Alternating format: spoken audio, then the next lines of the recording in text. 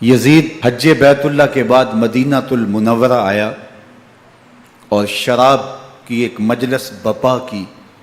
حضرت امام حسین رضی اللہ تعالی عنہ جب وہاں پہنچے تو شراب کی پھیلی ہوئی بدبو کو محسوس کرتے ہوئے فرمایا، یہ بو کیسی ہے؟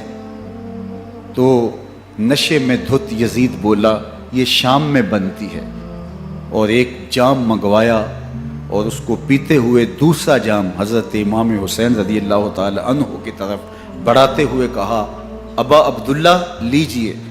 تو حضرت امام حسین رضی اللہ تعالی عنہ نے فرمایا، میں اس کی طرف دیکھتا بھی نہیں ہوں، اور پھر وہ عشقی اشعار پڑھنے لگا۔ جب یزید کی شراب نوشی کا منظر امام حسین رضی اللہ تعالی عنہ اپنی آنکھوں سے دیکھ چکے تھے تو مجھے بتاؤ یزید کے ہاتھ پہ امام حسین کا پاک ہاتھ کیسے آتا؟ حضرت امام حسین رضی اللہ تعالی عنہ جس ماحول میں پلے تھے، جس ماحول میں پرورش پائی تھی، جس ماحول میں رہے تھے، وہ پاکیزہ اور تقدس مآب ماحول تھا۔ اور یزید کبھی اطراف دمشق میں، کبھی غوطہ میں، کبھی الخزرہ محل میں، اور کبھی کہاں اور کبھی کہاں داد عیش دیتا رہا اور لہو و لعب کے اندر مصروف رہا، اور اس کی زندگی ان چیزوں سے عبارت تھی۔ وہ محرمات کو حلال قرار دیتا، شراب نوشی اس کی ہڈیوں میں رچی ہوئی تھی، اور شریعت بیضا کا مذاق اڑایا کرتا، اور حسین ابن علی رضی اللہ تعالی عنہ کی دوستیاں جن لوگوں سے تھی وہ عبداللہ ابن عباس تھے، عبداللہ ابن عمر تھے، حضرت عبد الرحمن بن ابو بکر رضی اللہ تعالی عنہ تھے۔ یزید تو جوا کھیلتا رہا، یزید تو قمار بازی کرتا رہا، یزید تو شراب نوشی کرتا رہا، اور حسین ابن علی مسجد نبوی کے منبر میں حضور کے پہلوؤں میں بیٹھتے رہے۔ اللہ اکبر! حسین کے لیے پیغمبر کے سجدوں کو طول دیا جا رہا ہے۔ حضرت سیدہ فاطمہ الزہرا رضی اللہ تعالی عنہ کے گھر کے قریب سے گزرے تو حضرت امام حسین کے رونے کی آواز آ رہی تھی، تو آقا کریم علیہ السلام نے فرمایا کہ فاطمہ حسین کو چپ کرواؤ، الا تعلمی ان بقاءہ یؤذینی، تو جانتی نہیں حسین کا رونا مجھے دکھ دیتا ہے۔ حسین ابن علی کو حضور رونے نہیں دیتے تھے، ان کو دکھی نہیں ہونے دیتے تھے، کیونکہ رسول اللہ صلی اللہ علیہ وسلم جانتے تھے کہ یہ کتنے دکھ سہے گا، کتنی تکلیفوں سے گزرے گا اور کتنے مصائب سہے گا۔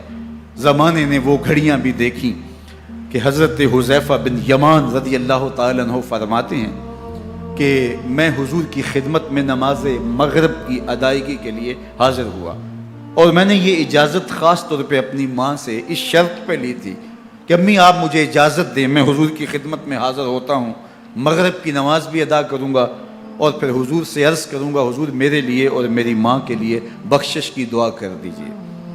ماں نے اس شرط پہ اجازت دے دی اور میں حضور کی خدمت میں آ گیا، نماز مغرب ادا کی، سلام پھرا، لیکن حضور عبادات میں، ذکر میں، نوافل میں ایسے مشغول ہوئے کہ میں آرزو رکھنے کے باوجود بھی عرض نہ کر سکا۔ خیر، نماز عشاء کا وقت ہوا، اذان پکاری گئی، حضور مصلی پہ آئے، نماز پڑھی، سلام پھرا، اور حضور اٹھے اور کاشانہ اقدس کی طرف چل دیے۔ اب میرے دل میں یہ خیال رہ کے آ رہا تھا کہ ماں کو کیا جواب دوں گا، میں تو حضور سے بخشش و مغفرت کی دعا کروا ہی نہیں سکا۔ جب حضور چل پڑے تو غیر ارادی طور پہ میں بھی حضور کے پیچھے چل پڑا، تو حضور نے رخ پھیرے بغیر فرمایا، من ھذا، میرے پیچھے پیچھے کون آ رہا ہے؟ پھر خود ہی کہا، حذیفہ تو نہیں؟ تو میرا دل دھڑک رہا تھا، قلت نعم، میں نے کہا جی جی حضور میں حذیفہ ہوں۔ فرمایا، ما حاجتوں کا غفر اللہ لک ولامک، کیا کام ہے؟ اللہ تجھے بھی بخش دے، تیری ماں کو بھی بخش دے۔ اب جو کام تھا وہ جنبش لب سے پہلے ہی ہو گیا، یہاں تو لفظوں کا سہارا بھی نہیں لینا پڑتا، وہ بند لبوں کی بولیاں بھی سنتے ہیں۔ اقبال بولا ہے، فروغت صبح آثار و دہور، چشم تو بینندائے ما فی الصدور، تیری نظر تو سینوں کے چھپے راز بھی دیکھتی ہے۔ تو کہا، ما حاجتوں کا غفر اللہ لک ولامک، اللہ تجھے بخش دے، تیری ماں کی بھی مغفرت کر دے، کیا کام ہے؟ اب جو کام تھا وہ تو ہو گیا۔ تو میرے حضور نے ارشاد فرمایا حذیفہ سنو، ابھی ابھی ایک فرشتہ آیا ہے جو اس سے قبل دھرتی پر پہلے کبھی نہیں آیا، آج پہلی مرتبہ اللہ سے اجازت لے کے دو کام کرنے آیا ہے۔ ایک تو مجھے سلام کرنے آیا ہے، اور دوسرا خوشخبری دینے آیا ہے کہ آپ کی بیٹی فاطمہ جنتی عورتوں کی سردار ہے، اور حسن اور حسین جنتی جوانوں کے سردار۔